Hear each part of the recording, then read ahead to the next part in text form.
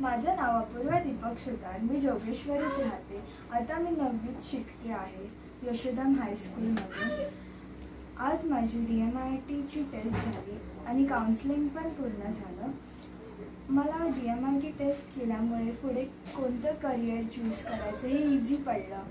मला learning style समजली माझी आणि ओव्हरऑल कसं इमोशन्स वगैरे हँडल करायचे ते समजले.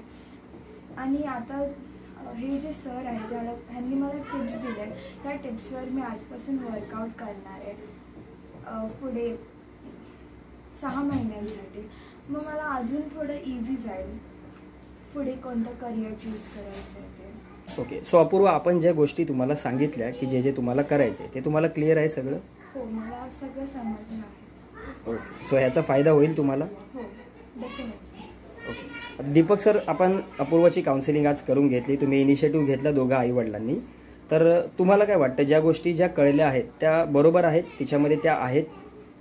याच्यात बऱ्याचशा गोष्टी याच्यात आहेत. आता जे पॉईंट वीक निघाले त्याच्यावर आम्ही चांगला वर्कआउट करू. जरूर चांगला वर्कआउट करून पुन्हा 6 महिन्यांनी 1 वर्षांनी काय रिझल्ट्स आहेत ते पण आम्हाला कळतील. ते कळण्यासाठी ते कळणं सोयीस्कर आम्हाला पडेल. राईट. ओके.